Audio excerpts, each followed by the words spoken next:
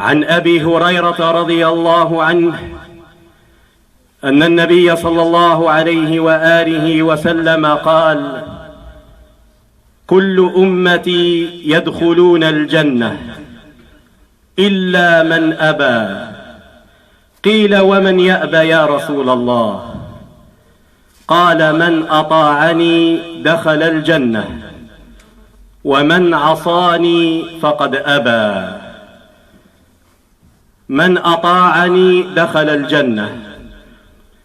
المطيع هو الذي يمتثل الأمر ويجتنب النهي ويقف عند الحد، فطاعة النبي صلى الله عليه وسلم واجبة، كيف لا؟ والله تبارك وتعالى يقول: وما آتاكم الرسول فخذوه وما نهاكم عنه فانتهوا واتقوا الله إن الله شديد العقاب. وقال تعالى: من يطع الرسول فقد أطاع الله. وقال تعالى: قل إن كنتم تحبون الله فاتبعوني، أي اتبعوا النبي صلى الله عليه وآله وسلم. فاتبعوني يحببكم الله ويغفر لكم ذنوبكم والله غفور رحيم. فأيها المسلم، إن كل عمل يعمله الإنسان تقربا إلى الله لا يقبل إلا بشرطين: الشرط الأول إخلاص العمل لله، والشرط الثاني أن يكون هذا العمل موافقا لسنة رسول الله. النبي صلى الله عليه وآله وسلم يقول: من عمل عملا ليس عليه أمرنا فهو رد. وفي حديث قال النبي صلى الله عليه وآله وسلم: من أحدث في أمرنا هذا، من أحدث أي من ابتدع في أمرنا أي في ديننا هذا ما ليس منه فهو رد، أي هذا العمل مردود على صاحبه وإن كانت نيته خالصة لله، لأن العمل لا يقبل كما قلنا إلا بشرطين: إخلاص العمل لله والمتابعة لرسول الله صلى الله عليه وآله وسلم. ولا يوجد في دين الإسلام ما يسمى بالبدعة الحسنة، لأن النبي صلى الله عليه وآله وسلم قال: كل بدعة ضلالة وكل ضلالة في النار. كل بدعة ضلالة، فلا يوجد في دين الإسلام ما يسمى بالبدعة الحسنة. فالذي يعبد الله عز وجل بالبدع فهذا العمل مردود عليه. فمثلا لو أن إنسانا، ونحن نعلم أن الإنسان بحاجة إلى الطعام والشراب، فلو أن إنسانا أهمل هذه التغذية وأخذ يأكل التراب والخشب والحجر ويأكل النحاس ويشرب البنزين، فلو فعل ذلك فإنه يكون مؤديا بجسده إلى الهلاك.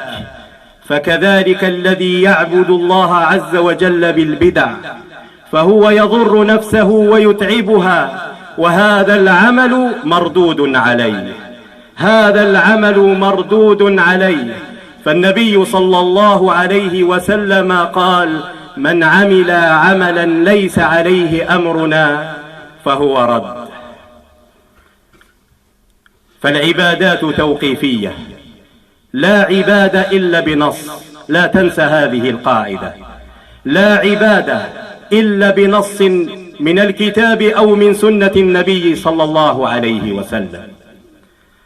ومن البدع المنكرة في هذا الشهر ما أحدثه الناس من بدعة الاحتفال بعيد ميلاد النبي صلى الله عليه وآله وسلم في 12 من ربيع الأول.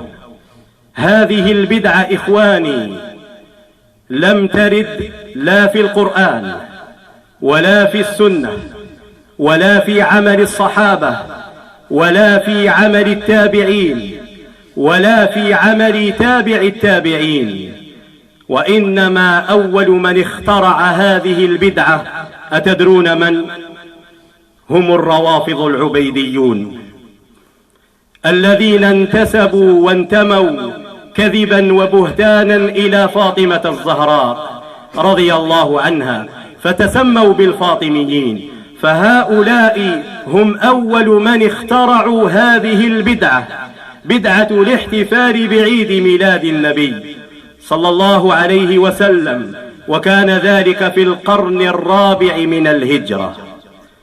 ثم تتابع الناس عليها لأنها كسيت بما يدل على العاطفة، فهم يقولون للناس نحن نحتفل بهذا العيد لإظهار محبتنا للنبي صلى الله عليه وسلم. فنقول لهؤلاء سؤال: هل كان رسول الله صلى الله عليه وسلم يعلم أن هذا الاحتفال يقرب إلى الله أو لا يعلم؟ سؤال واضح. هل كان النبي صلى الله عليه وسلم يعلم أن هذه الذكرى كما يقال تقرب إلى الجنة أو لا يعلم؟ فإن قالوا لا يعلم فأمر عظيم، لأنهم علموا ما لم يعلمه رسول الله صلى الله عليه وسلم.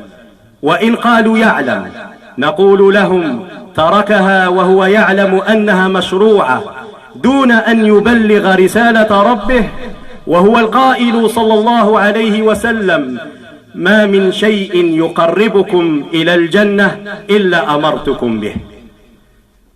فهل هناك مسلم يتهم النبي صلى الله عليه وسلم بأنه كتم الرسالة؟ وزد على ذلك إخواني، هذا الاحتفال يشتمل على أمور أو على منكرات أخرى لا تحصى، كالاختلاط بين الرجال والنساء، وكالأذكار المحرفة التي يقع فيها الرقص والتصفيق وأعمال قريبة من الجنون. وإن قالوا نحن نحتفل بهذا العيد لحبنا لرسول الله صلى الله عليه وآله وسلم، فنقول لهم: هل أنتم أشد حبا لرسول الله صلى الله عليه وسلم من أبي بكر وعمر وعثمان وعلي رضي الله عنهم أجمعين؟ فهؤلاء مع حبهم لرسول الله صلى الله عليه وسلم لم يفعلوا ذلك. وأزيدك شيئا آخر: لا يعلم على التحديد متى ولد رسول الله صلى الله عليه وآله وسلم. قيل في 12 من ربيع الأول، وقيل في 18 من ربيع الأول، وقيل في شهر شعبان، وقيل في رمضان، فلا يعرف على التحديد متى ولد النبي صلى الله عليه وآله وسلم. أتعلمون أيها المسلمون أننا لو احتفلنا بهذا العيد في 12 من ربيع الأول، في حقيقة الأمر نحن نحتفل بموته صلى الله عليه وآله وسلم، لأنه بإجماع الأمة أن النبي صلى الله عليه وسلم توفي في 12 من ربيع الأول. فهذا هو الاحتفال البدعي. إخواني، عندنا احتفال بدعي وعندنا احتفال شرعي. الاحتفال البدعي مرة في السنة، والاحتفال الشرعي لا يطيقه إلا المتمسكون بسنته صلى الله عليه وسلم. كان النبي صلى الله عليه وسلم يصوم يوم الاثنين، فلما سئل عن ذلك: يا رسول الله، نراك لا تدع صوم يوم الاثنين، فقال النبي صلى الله عليه وسلم: ذاك يوم ولدت فيه. فهذا هو الاحتفال الشرعي. الاحتفال البدعي مرة في السنة، والاحتفال الشرعي أكثر من 50 مرة في السنة. وهذا كما قلنا لا يطيقه إلا المتمسكون بالسنة. الاحتفال البدعي يجلسون ويأكلون الحلوى ويدسون بأقدامهم على السنة، والاحتفال الشرعي يصومون يوم الاثنين ويتمسكون بالسنة. قال عبد الله بن مسعود رضي الله عنه: اتبعوا ولا تبتدعوا فقد كفيتم. أقول ما تسمعون واستغفر الله لي ولكم إنه هو الغفور الرحيم.